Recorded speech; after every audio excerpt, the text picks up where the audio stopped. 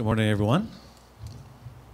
I realize in the back of room you can't see the print, and usually don't like to read off of a PowerPoint, but I'll have to do that today, I think. But okay, here we go. Oops. LA, as you probably know, is a big population, nearly 4 million people, about 15 million people in the greater LA area. LAX is the world's 6th busiest airport with about nearly 64 million passengers in 2012. And it's more of a destination airport than a hub, so it has a great deal of ground transportation activity.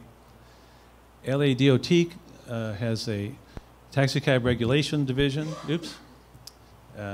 supervised by me, including a separately appointed taxicab administrator, that's me, to deal with the taxicab service issues, all permitting and enforcement functions, and I also report to a board of taxicab commissioners as well as Transportation Committee of the LA City Council. There are 9 franchise taxi companies in LA. We have about 2,360 permitted taxi cabs, more than 3,000 active drivers. These vehicles and drivers are authorized to provide taxicab trips originating within the city of Los Angeles and LAX. And LA DOT permits all drivers and vehicles. LA uses a franchise system. We have no medallions. So we have no issues with medallion brokers, disputes about who is a medallion, who doesn't. That's one set of headaches we don't have, that we don't miss. 9 of the 13 companies that participated in a competitive bid process in 2000 were granted taxicab franchises in Los Angeles. In 2010, all 9 operators were granted extensions of the franchise grants to the end of 2015, with the possibility of 2 one-year extensions. Now, if a company loses its franchise, all its vehicle authorities and the right to provide service in Los Angeles goes away. LA has a green taxi program utilizing SU-LEV emission-rated hybrid and alternative fuel vehicles. We have 1,274 of those vehicles in service as of the end of August, and we're going to get to 1,703 green vehicles by the end of 2015. We didn't go 100% green because there's a substantial, about a quarter of the fleet is vans, and wheelchair accessible vans. It's not, at least at this point in time, it's not really practical to require them to be hybrids and the like. All taxicab operators must maintain and operate a minimum number of wheelchair accessible taxicabs. There are currently 240 ADA accessible vans in taxicab service, which is approximately 10% of the fleet. And so I will get to further, that means that if a disabled person needs an accessible vehicle at the airport, there's always one available. You know, we can always call one up. It's just a matter of a few minutes. You don't even need to reserve it ahead of time. All DOT permitted taxis are eligible to serve the airport, and they are the only taxis in LA area that can pick up passengers there.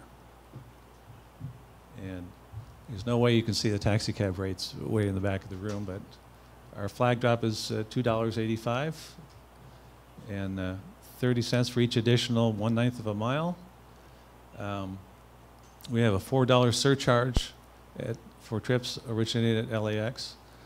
We do have a minimum fare out of the airport of $15, which that's been set about 5 or 6 years ago. I recommended 12. I think 15 is not all that good for business, but it's not the only recommendation I've made that hasn't been adhered to, including recently. Our flat rate between LAX and downtown and LAX is $46.50. Now, LA DOT maintains an extensive set of rules pertaining to vehicle condition, driver behavior, and general service provisions. We have a rule book with about 300 rules, and we like to say that the drivers wrote that book. At LAX, violations of LA DOT rules are enforced by LAX police, who are authorized to write our citations, LADOT citations. Citations are then adjudicated by LADOT transportation investigators and can be appealed to the Taxi Commission. Authorized taxi cab supervision, which is the company that does the dispatching, and I'll talk about them a little bit more in a minute, also have their own administrative citation system and their own adjudication system overseen by a retired judge. And if the drivers don't like the outcome of those hearings, they can appeal to DOT. That virtually never happens because our penalties are much more severe. Each of the 9 franchise companies has an operating agreement with Los Angeles World Airports, encompassing the rules and privileges for providing taxi cab trips from the airport. Vehicle registration, annual inspections, driver and vehicle permitting, and service evaluations are all functions performed by LADOT. And it's hard to see in the back of the room, that's our city seal. That's what we have instead of medallions, and a picture of a driver permit with my neurotic scrawl on the bottom of it, authorizing it as a permit.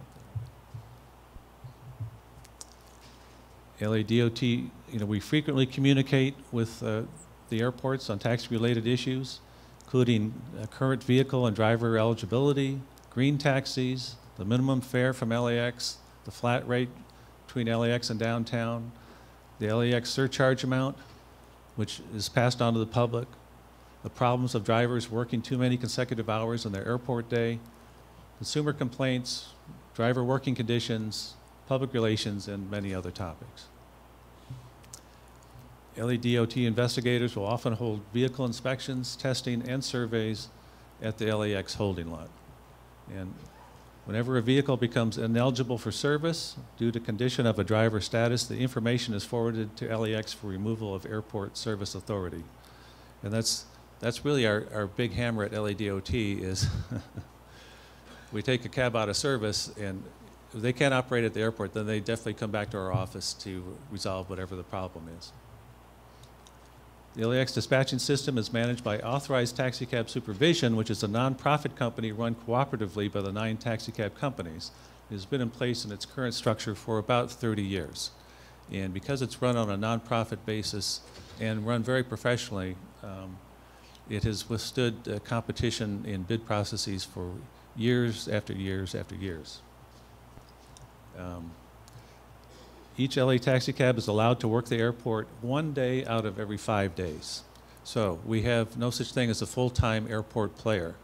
In some cities it works out where, I know here in St. Louis, I think Seattle, John Wayne Airport, where there are companies that have exclusives at the airport and they work at airports all the time. That's not how we do that in LA. And our thinking has been that cabs belong in the community, in the neighborhood, to work those communities.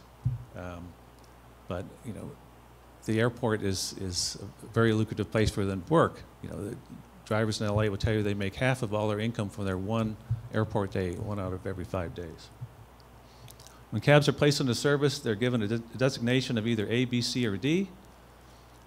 And cabs may occasionally work on their non-airport day on a temporary basis if the demand exceeds the number of cabs available at any one time. That tends to happen on Sunday nights and Mondays during the summer or on holiday weekends. ATS dispatches about 1.6 million taxi trips annually. It's capable of dispatching as many as 7,000 trips in a 24-hour period. That's all with a taxi cab holding lot that has a capacity of 120 vehicles. So unlike some other big cities, we don't have a holding lot that goes on forever filled with hundreds of cabs. The waiting time is usually under 10 minutes to get through the holding lot and back onto a stand. There are 9 taxi stands in the LAX Central Terminal area, and during busy times they're staffed with starters who communicate with the dispatch center via radio. Only taxis dispatched from the holding lot may wait for passengers at these taxi stand locations. And off to the side here is a sign at the dispatch booths saying that no taxi cab is allowed on any airport stand without a valid trip record, and that's part of the Los Angeles Administrative Code. Now, this is a development within the last year or so. This has been in the works for many years. drivers pay the $4 surcharge for each LAX trip up front and then collect the same amount from the passenger as a trip surcharge. And ATS has installed a cashless kiosk system for this driver payment just within the last year. And usually what the drivers will do is they'll buy $60, $64 worth of trips up front. This is all cashless too. It's all done by credit card or debit card. And that way they don't have to go back to the booth they can just drive through the gates and off they go. So the $4 surcharge amount is automatically debited from the drivers when they're entering the holding lot. Drivers may pay for a number of trips ahead of time, as I just said. So here's a cab coming in. I know it's really hard to see in the back of the room, but as they approach the entrance point, there's a display that shows that the cab has been the debit has been charged to the cab. So he's good to go. All he needs now is his trip ticket, and he's off to the stands. So cabs are assigned to specific taxi stands from the dispatching center located at the LAX holding lot, and ATS tracks the location of every cab by transponder. So this is the actual transponder that's in each of the cabs on the left here. So, and this is the dispatching site. This is the starter is handing out pre-printed trip tickets to the cabs as they go by.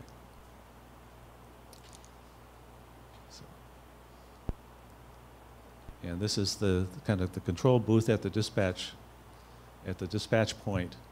So they have a computerized system that knows where every cab is throughout the airport at every stand. And each cab is issued a trip ticket as is dispatched. Then it's then handed to the customer at the time of a passenger loading in the central terminal area. And it's full of all kinds of useful information, numbers to call if there are problems, what the most likely charges are to the major destinations, time, date, the cab number, all that good information. Okay, I'll wrap it up. Okay, I'll move on a little bit. You know, it's interesting, even with all the competition from other sources, last month was the busiest month in history for taxi cabs at LAX. It was, let's see, it was over 140,000 trips. Oh, quickly, this is their restroom facility for the drivers. When I first started with the airport, my first assignment was to oversee the porta potty contract in the taxi cab holding lot, and I tell you that was a baptism by fire. You didn't want to be downwind of that, but there's actually a full-time custodian for the restroom. There's also a car wash. It's free to the cabbies. They just drive their car through there, so we have clean cabs all the time. That's operated by ATS. Also, we have a rest area with televisions and a lunch truck.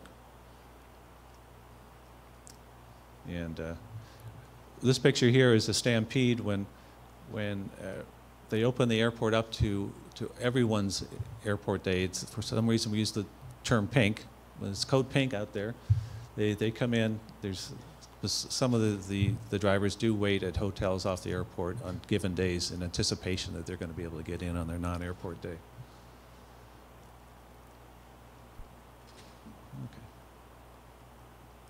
Anyway, LADOT maintains our commission website, and you know, this presentation will be available for anyone if you're coming to the IATR website as well. So in the interest of time, we'll move on. So thank you, everybody.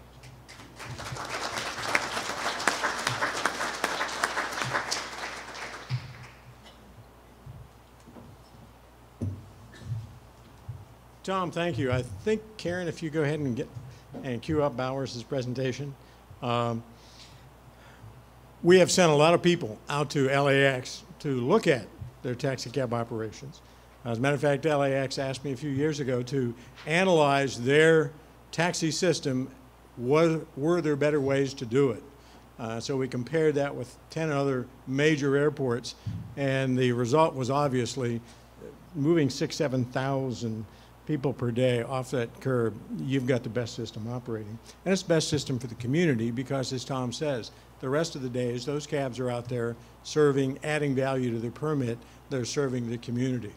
But in that, and I liked his slide of the restroom. In that report, I actually had slides of the inside part of the restroom. And Sandy, who edits most of all my presentations, I should say, said, "Why do you want pictures of the inside of the restroom?" I said, "Well, every North American landside manager that's in charge of a taxi restroom area will understand that having a clean, efficient restroom means that taxi cabs don't spend much time there. The drivers only spend 20, 25 minutes in most cases. They're through there. There's shots of the stands. You know, they don't have time. There's a chessboard there that they play, and it gets moved very, very, very little over the week. So it's just a very efficient operation." Somebody has a question.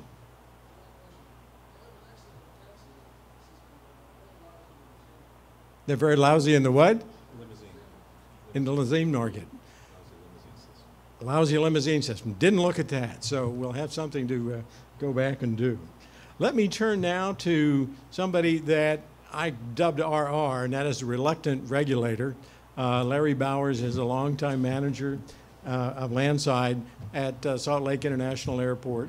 And Larry will go over a little bit of his duties, which are unusual for an airport landside manager. And we'll talk a little bit maybe how you got there. Thank you, Larry. I'll tell you, after listening to Ray and Matt and others, again, it seems every year the commonalities of the problems that cities, airports, everyone runs into and deals with on a daily basis. It's pretty common. Before I start today, there's a couple of things that's happening in Salt Lake City that I just wanted to quickly address that we're very proud of and pretty excited about. And if you take a look at the top two pictures there, I've been on a committee with the Department of Airports to really design, in effect, a new airport for 15 years. I think we're on revision GGFFF 69.8, but they've finally been given the go-ahead. And so we are moving ahead at this point, virtually with a new airport. It's called our Airport Terminal Redevelopment.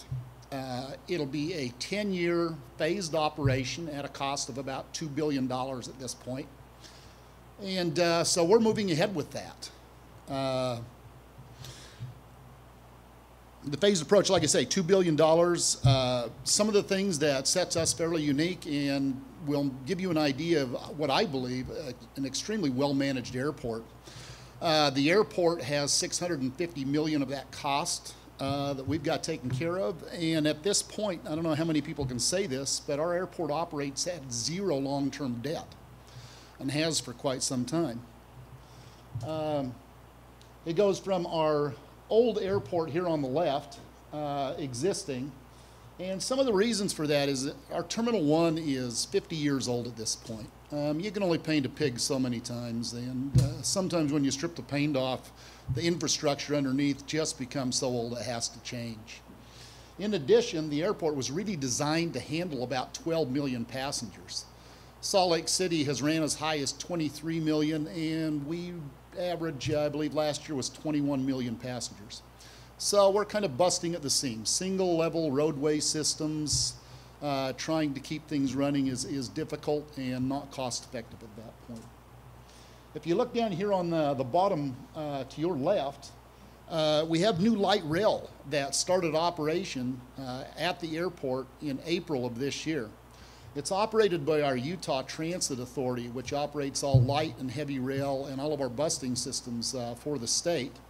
And this new rail spur that connects the airport connects with downtown and also with stations to all of the light rail, heavy rail that will go north and south, if you're familiar with Salt Lake, to the other two major metropolitan areas, which is Provo and Ogden, outlying to the north and south, and all of the busing facilities. So we're happy to have that on. We'll see how effective it is as time goes on, but we're excited to have it on and have that partnership. And the last slide in the bottom is just simply a taxi. I'll tell you right now, I'm only able to speak of this at arm's length with our taxi cab because we are under a TRO. But to give you a little bit of a idea with that, the Department of Airports bid a new taxi service for the airport and for the entire city of Salt Lake as administered through the Department of Airports. And we awarded that contract in October of 2011. Now, we believe we got two great contractors. One is here, Devo's here with Ace out of Cleveland, and I'm not sure whether Total Transit is here from the Arizona area. But we're very excited to have awarded those contracts and look forward to moving on with this. As I mentioned, it's in the courts right now. There is a TRO and has been for far too long, in my opinion. But we have now moved through all 17 of their points of contention. The judge has issued in our favor 16 of the 17 and has just heard the last one. And so we anticipate this could move forward very quickly, and we're very excited about that. But what I've been asked to talk to you about, so much of it has been addressed, like I say. So I'm going to, if you don't mind, just kind of paraphrase my notes today, and as we go through, because Ray and others have spoken so in depth about it already. The problems and concerns with our ground transportation, not only at the airport, but within the city and the city council, I guess everyone always wants you to take a look at other airports, look at other cities. And anyone that has ever done that realizes very quickly that, as was mentioned, just by the differences in the way everyone handles the city, the size of the city, the makeup of the politics within that city, it's not apples to apples. It's rarely apples to oranges. It's usually apples and fruit salad is kind of what you have out there that you're trying to compare them with. Listening to Tom's description of the amount of passengers that get moved through LAX and the size of that city, I could never consider Salt Lake with Los Angeles or with New York. On the other hand, we're a very good medium-sized airport.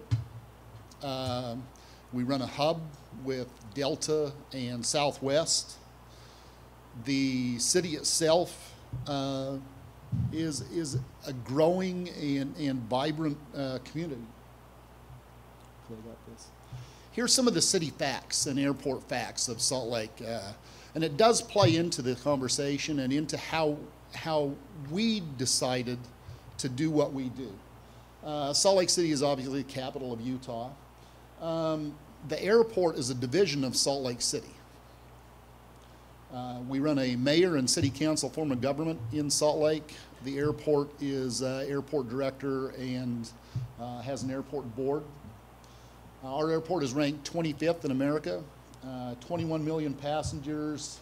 It's about a 10-minute ride, something that is also very important. From our airport to the downtown central business district is 10 minutes. That's pretty quick and very easy to get there. Salt Lake City only has a population of 186,000 people.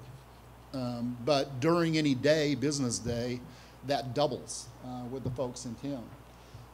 Utah and Salt Lake City as the entrance to Utah with the airport is a major outdoor recreational destination. We have 5 national parks. There's 13 ski resorts. The mountains, the recreation there is, it's on par with anywhere in the world. So come visit us, by the way. So I'm going to ask a couple of questions here. And as you look at these points up here, our city council was dealing with these for quite some time. We had a deregulated industry in that the state of Utah used to regulate all ground transportation up until 1990. In 1990, they deregulated. We went from having The city, which managed through certificates of convenience and necessity the taxi cab operations, there was only 8 companies that were allowed transportation. Now there are 286 companies through deregulation. Enforcement, really, when you get into the downtown market outside of the airport, was little to none. Gypsy cab operations tend to run fairly rampant there. Companies, taxi cab companies that had these certificates from as late as 1932 really went into, and I'm going to, part of the reasons that we ended up where we were at was the independent contractor form of running a taxi cab. It seems to be the model. And it can be a good model if the company still manages. They become taxi leasing agents. That's all there were. And so no responsibility on behalf of the company. They have poor response times in the city and at the airport at times. Overcrowded airport staging, which we took care of. We don't have that issue anymore. It didn't take long either. You just implement what you need to change and say that's the way it's going to be. Non-responsive companies, as I mentioned, little or no ADA transportation. Surprising in an era where we're seeing baby boomers and everyone else, and that demographic's getting so much larger. I think that's going to be one of the fastest growing modes that ground transportation is going to have to handle. So we're very excited with our new taxi cab services and what has been projected to us to be offered as their service in that form. A very active and effective lobbying effort, though, on behalf of these companies who were non-responsive to needs. They still seem to have a very good and effective lobbying effort. Give us protectionism ordinance is about what it amounted to. Protect us at any cost, and we deserve it because we're the taxi cabs. And then you had uninformed or misinformed lawmakers, to put it a little bit mildly. I'm very lucky. I've grown up as a airport operations manager, specifically handling through most of my career different areas throughout landside. As an operations manager with an airport, don't have to deal, quite honestly, with some of the politics that many regulators do. In an airport, if you have a problem, you'd better be able to think on your feet, figure it out, make a decision, and make it work. That's what's expected from my director. If I make a decision and it turns out wrong, I might leave a hunk on her desk, but at the end of the day, we'll go back and fix what's right. And so that's not always the case. Some of these changes come hard with other regulators from downtown. They worry about any type of reaction that would come back on them. They're slow to make decisions many times, slower than from an airport's perspective would be. Hard to deal with. I'd probably rather chew on tinfoil than sit around and watch a problem stew for too long. But many years back, as the council was going through this, my director, Tim Campbell, who's now with BWI, suggested to the city council that perhaps they actually contract with Ray Mundy to come into Salt Lake, take a look at the issues that surround the problems that they were trying to deal with and get a grasp on. Well, they did. Ray came into town, talked to me, made the money, and no. But the fact is, Ray came in, put a very good presentation together, told them maybe what they didn't want to hear, but what they needed to hear. They did listen. They moved forward in baby steps at times, but it took a lot of years, even after getting the facts put in front of them. But they finally did what was right. In 2010, the council put their ground transportation issues as one of their top 3 goals for that year, to quite honestly wipe off their plate to get done. Kind of brings us here. What happened at that point is the mayor, the city council, I don't quite honestly know the internal politics behind how this got asked. But the mayor came to our director and said, would you consider taking over ground transportation from the city and operate it through the airport for the entire city? I don't know whether she could have said no. I'm not sure how that works with mayors. Like I say, that's above my pay scale. But it actually has worked for Salt Lake City to be a very great fit. One of the things that come out of Ray's study was, and a belief of the city council, is that no taxi cab company or ground transportation could really be viable without access to the airport. So the airport was the economic driver within Salt Lake City, very much so. In some larger cities, you may have it where companies can operate fully independent of an airport environment and do well. Salt Lake being a little smaller that way, it's not the case. When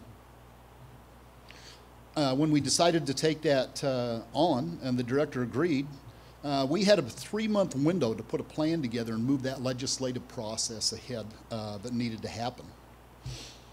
Some of the major programs and responsibilities that was put on us was the oversight and enforcement for all ground transportation in Salt Lake City and at the airport, management of the airport city taxi cab contract, ensuring the compliance, registration, inspection, ABI, installation, taxi cab meter certification for all ground transportation companies and vehicles operating anywhere in Salt Lake City. Also, the background and licensing of all ground transportation drivers. We moved that into our badging department with the Department of Airports. So full FBI, III background investigations, the TSA vets them under threat assessments, the disqualifying crimes, we're probably vetting them as tight or tighter than the people that are working our ramp. One of the things that we use to enforce, because it's so important, is a mystery shopper program. I utilize mystery shopper for enforcement throughout the entire city, whereas they will video, film, write full reports, submit them to my agency. My inspectors take a look at all of that, and when we write citations based upon that. We drew a line in the sand, quite honestly, and rewrote all ordinance for Salt Lake City with regards to ground transportation. As you can see up here, we put in place some very meaningful penalties. $1,000 if you don't have an operator's badge, not registered. $500 for violation of transport if you don't meet the minimum time requirements. And then in the provision down here on the bottom, any violation of any driver or a vehicle owner also constitutes a duplicate violation to the company. And so if you operate a vehicle that is illegal and you're not registered, probably about $11,000 in civil fines that we're going to issue under one event.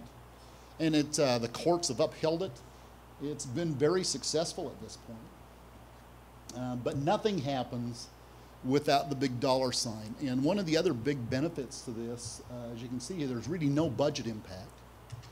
The airport is able to fund everything through our ABI and city funding. We can recover costs through ABI. Costs associated with the city have to be billed back to them. And then also the city gets all revenues from the enforcement. And I believe I'm out of time. But thank you all very much. I hope this might work well for some of you smaller or even parts that you can take back.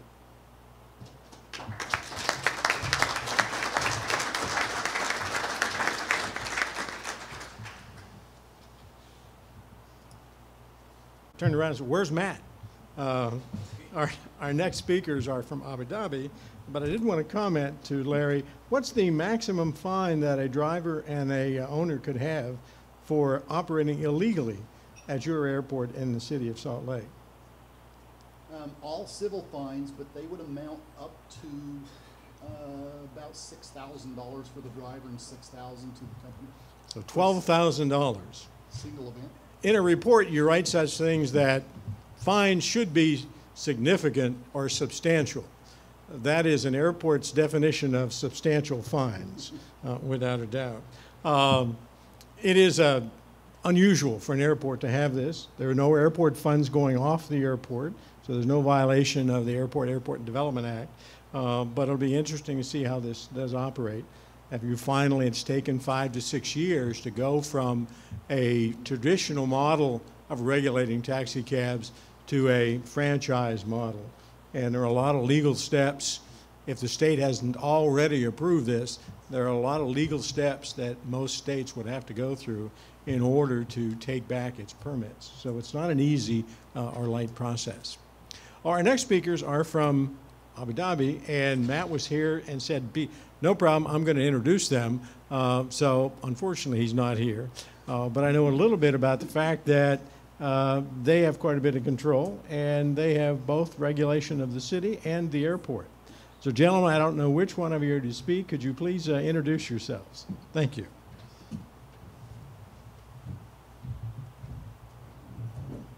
Good morning.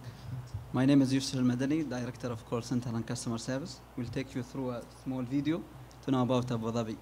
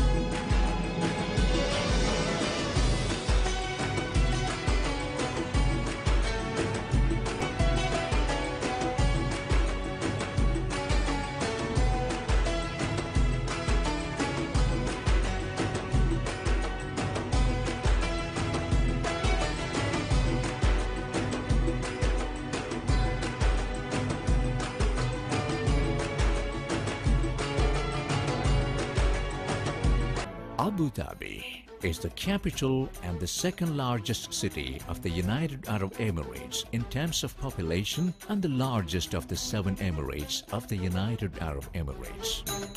Public transport systems in Abu Dhabi includes taxis, public buses, ferries and airplanes.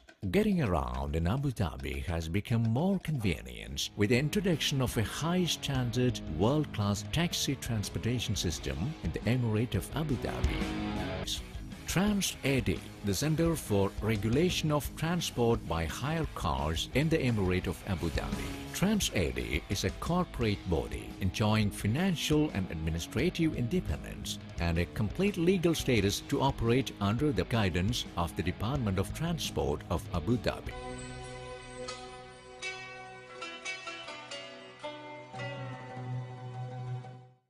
We have gone through the video of Abu Dhabi. Where is TransAd in Abu Dhabi? So we have 3 topics to talk about: the history of Abu Dhabi, of taxis in Abu Dhabi. We have some data analytical that helped us to introduce the taxi service in the airport. Then my colleague Ajith will talk about airport taxis and how we are introduced. Now, this is 1980s. Before 1980s, there was no regulation until the 1980s. Then from 1980 to 2006, it was partially regulated by Department of Traffic. It was known as gold and white taxis. They have issued 8,511 taxi permits for the nationals. Now, in 2006, there was a law by the President of the United Arab Emirates, His Highness Sheikh Khalifa bin Zayed Al Nahyan, and the Center for Regulation of Transport by Hire Cars was established.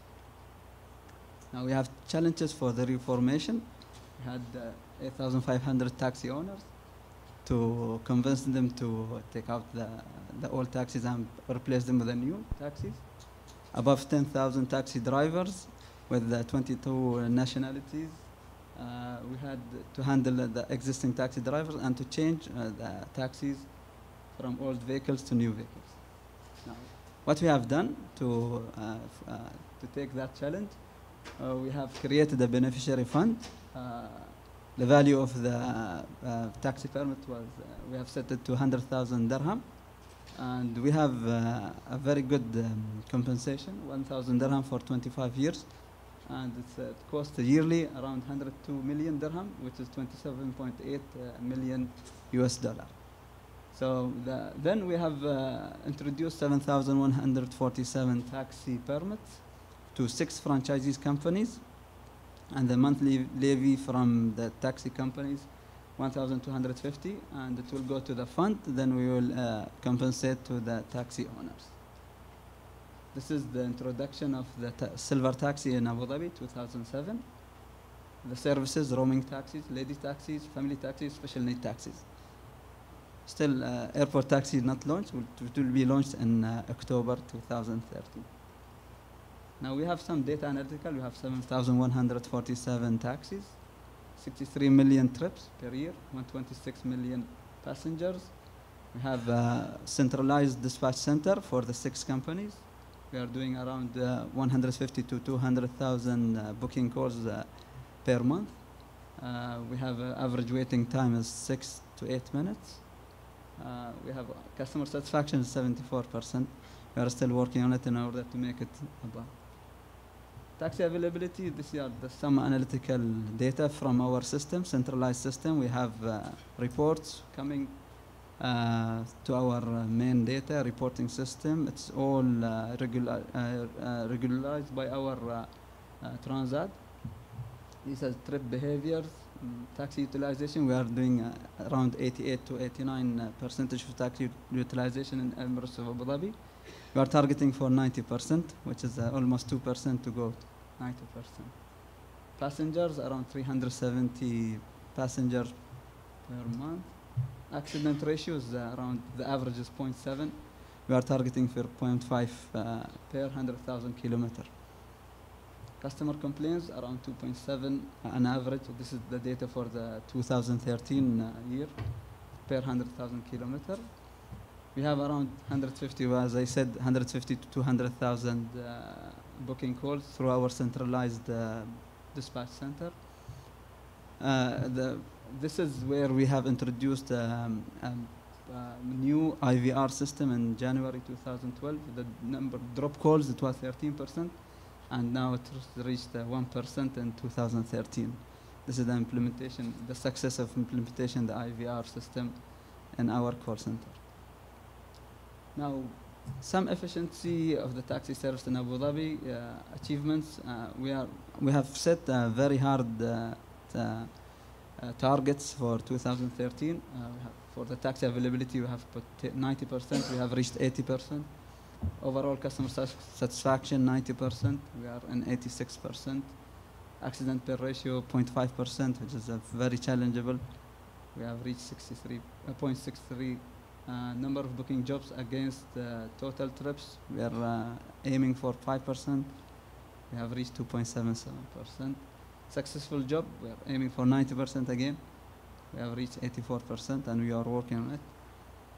The overall call center assessment, 90%. We are almost there, 88.4%. What we have done in order to make the governance for all the 7,147 taxis, All taxis are installed with GPS and tracking system, unified control room.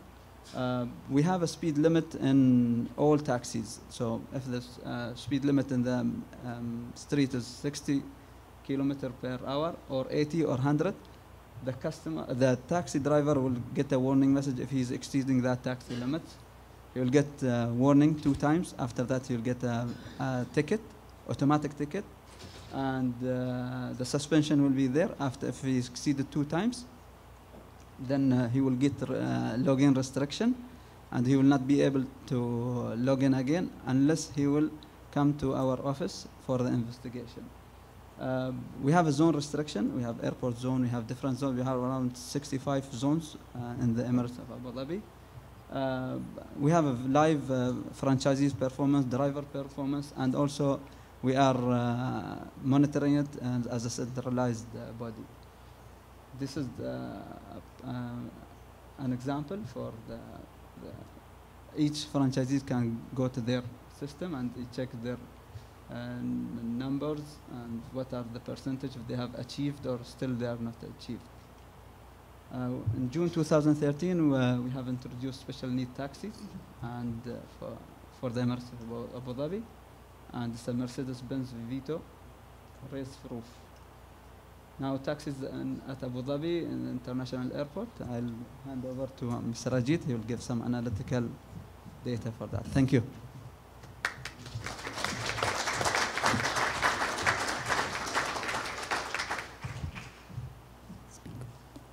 Good morning to everyone. We talk about airport taxis. This is our main subject. Anyway, actually, I like to link our subject with the topic of the presentation, like love and marriage. See, we are the taxi regulator, and outside is the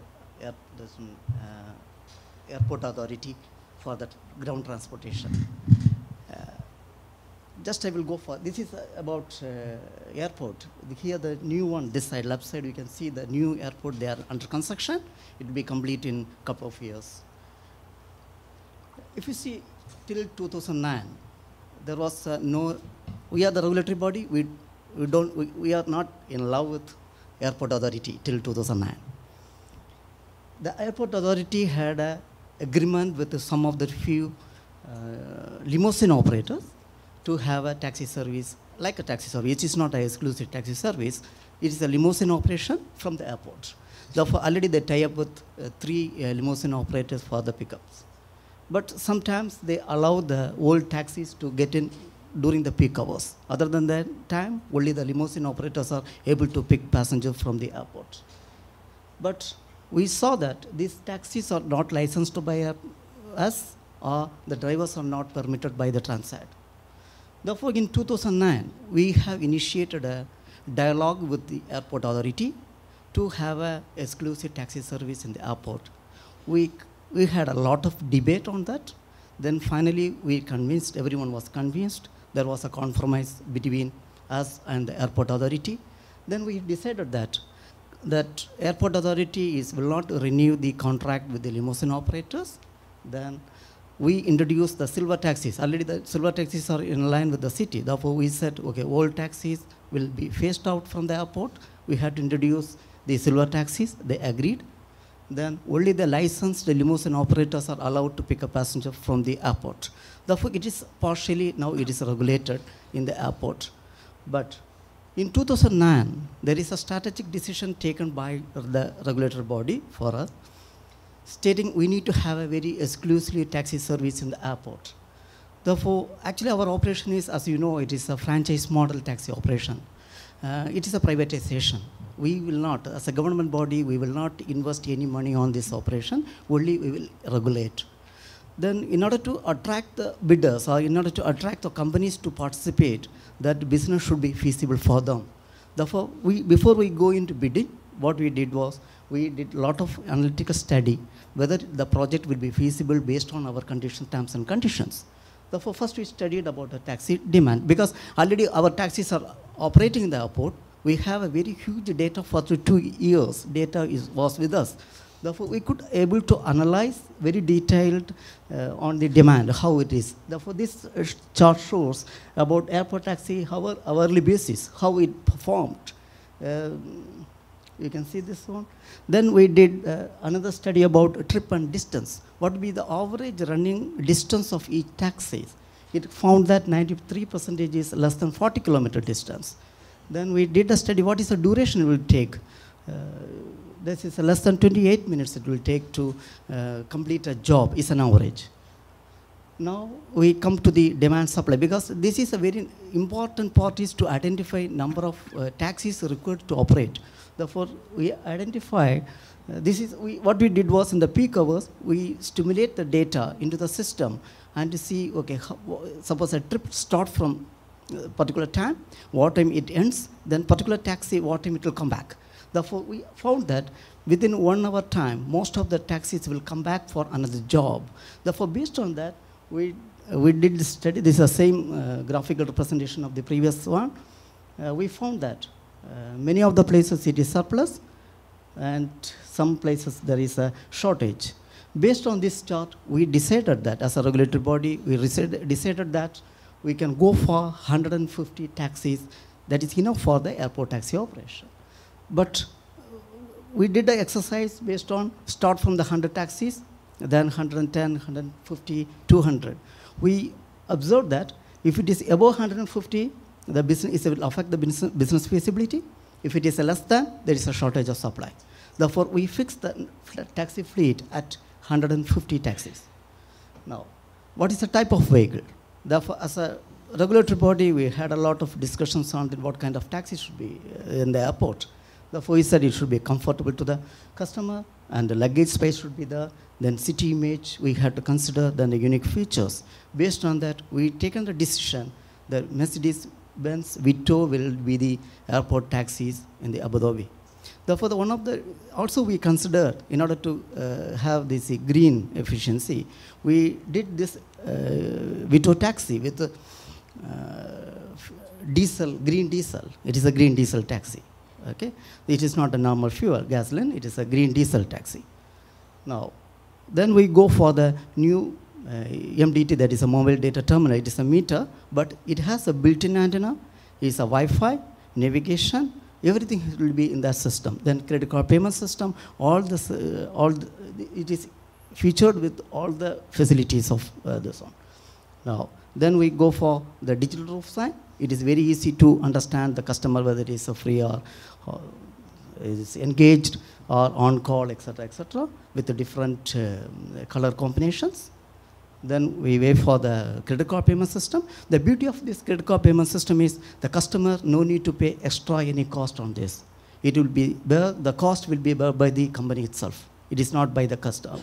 Okay, what is the actual amount, whether by the credit card or the cash, that customer has to pay the same amount. Then airport zone, as my colleague said, it is a geofencing. None of the these taxis will be allowed to pick up only from this particular region. No other taxi. Suppose any silver taxi, any normal city taxi come into the airport, if they try to pick up the passengers, immediately the meter get freeze and the penalty will become on the driver. Therefore, the system will regulate all the zoning part. Then the taxi fare management system. We considered a lot of parameters to reach and fare management, taxi fare in the airport. First of all, number of trips we consider, then fleet strength, average trip distance, total running kilometers, vehicle cost and operating cost, and existing taxi fare. All these parameters we consider. Then we derived a taxi fare in Abu Dhabi. It starts like a flag fall is 25 dirhams, and the running distance, it is as per the same like city cab. It is a 1 kilometer, 1 dirham 60 fils. It is in the dirhams. Then finally we did business feasibility for the franchise model. But we observed that this particular meter fare is not that much feasible for the taxi operators. Therefore, what we did from our side, because even we cannot compromise much on the taxi fare because it will affect the customer side. We don't want to more economical viable to them. All these parameters we consider, and the regulatory body says very clearly we cannot increase the fare further to this amount. Therefore, we have to adjust ourselves how the company will make money, because unless until the company make money, they cannot give a quality taxi service in the airport. Therefore, what we did, there was a fees in the monthly charges to the operator. Instead of 1,250 dirhams, they had to pay only 750 dirhams. Then we tried this exercise. Again, the business is not that much feasible. Then what we did? Then we allowed partially the return trip to the airport. Now, the previous stage, it was only the taxis are allowed to pick up passenger only from the airport, and they are not allowed from city to the airport. Now, through call center, any dispatch, through call center, they can take the passenger from the city to the airport. We believe that by this one, they could make at least 10% of return of investment by this. Then what we did, then we go for the selection process. There is an open tender was there to the leading newspapers. 12 companies were participated. Then based on our selection criteria, 3 companies were shortlisted. Then one of the company bidded dirhams 21.6 million, that is US dollar 5.8 million dirhams to take this license for the airport. Now, facilities at the airport. Here the real support by the airport authority is that the parking facility for 40 taxis at the pickup point. Then there is a facility, another facility for 100 taxis in the staying area, and one office and the TransAd inspectors near the pickup point, and a restroom facility in the staying area for drivers. These will be provided by the airport authority. Okay, the new taxi will be launched during October 2013. Therefore, all the first level will be go off. The new taxi will come in with the taxi driver with the new uniforms, and we can see the new fleet when you arrive next time to Abu Dhabi. Then what is next? Now we are working for, okay, it is not related to airport, but we are for next, our project is a taxi fleet optimization and purpose-built vehicle for the taxis in the city itself. The way we want the taxi fleet optimization. Currently, if you see, our taxis, 50% of the running kilometers are like dead kilometers. We want to increase to at least 80 to 90%.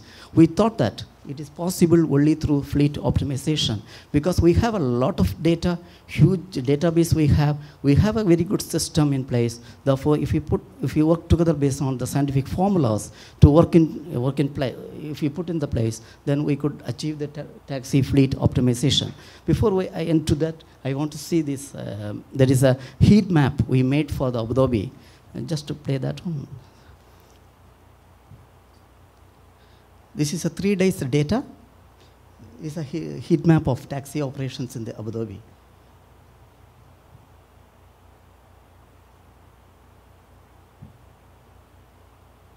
This is a distribution. It shows the distribution of taxis in whole Abu Dhabi city.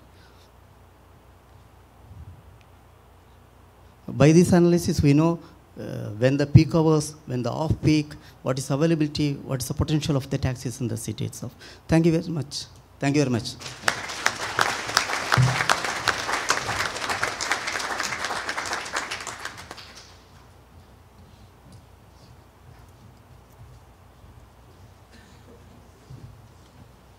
At the risk of running over time, but also you guys need a break, there's no two ways about it. We had 3 presentations. We have time for at least a question or 2. Yeah, Jeff? In the case of LA, you indicated you had 2,361 cabs. How many sedans do you have in the operation? I don't have the data on the number of sedans. Someone have? My good colleague. I would think in the neighborhood of maybe 1,500 or so. That's just a ballpark guess on my point. My good colleague, Dr. Cooper, did you have an answer or have a question? What was the question?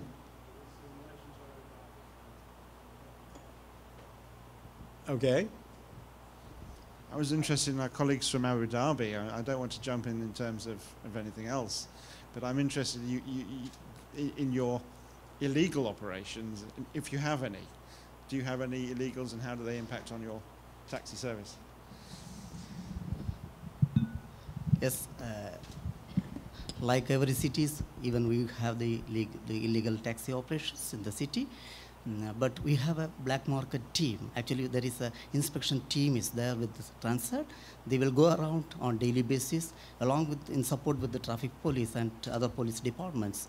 As an average, in a monthly, at least 500, 600 illegal taxi drivers will be caught, and they will punishment. Even there is a severe punishment in Abu Dhabi about illegal taxis.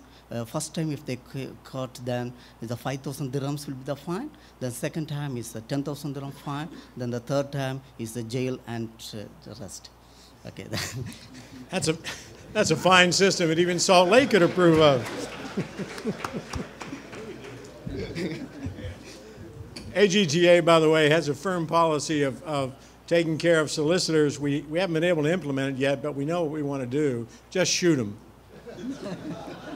Question over here.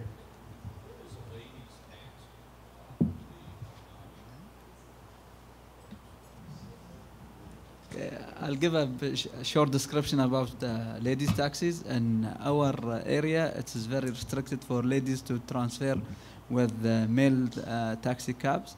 So we have a little bit of private taxis for ladies. They can order it by call center, by dispatch center, and they will get it within 7 minutes, and they are in a secure place. And we have around 75 ladies' taxis in the Emirates of Abu Dhabi. Anybody else have ladies' taxis? I'm saying Eric.